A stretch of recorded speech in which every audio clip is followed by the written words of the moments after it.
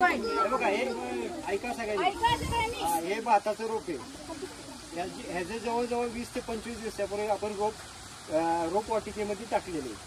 त्याच्यानंतर 20-25 दिवसानंतर आपण आता त्याला व्यवस्थित उपटून घेतले. ती रोप वाटिका उपटून घेतल्यानंतर त्याचे मूठ, याला मूठ म्हणतात.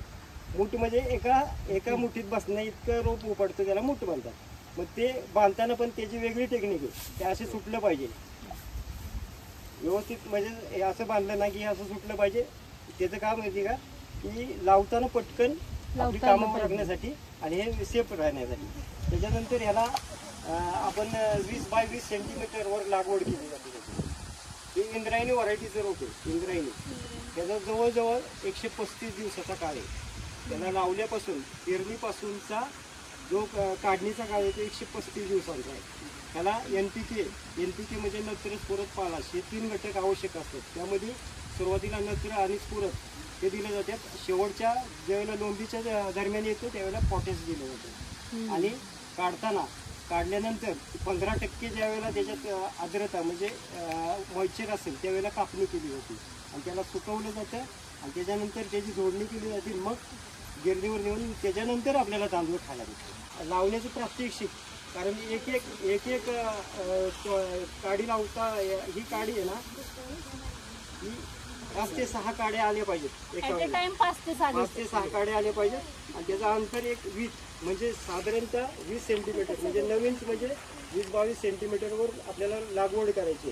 कारण त्यांचं व्हेंटिलेशन, ते ज्यावेळेला रोपाची ग्रोथ होती, फुटवा होतो, त्यावेळेला व्हेंटिलेशन राहण्यासाठी त्याला अंतर योग्य पाहिजे.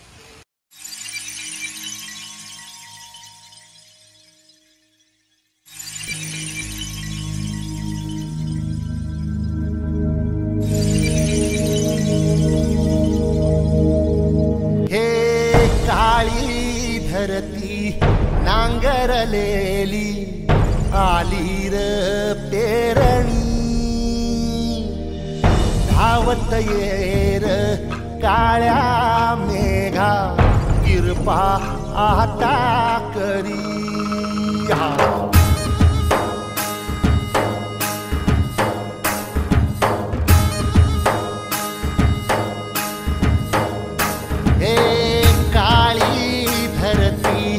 नांगरलेली आली र पेरणी,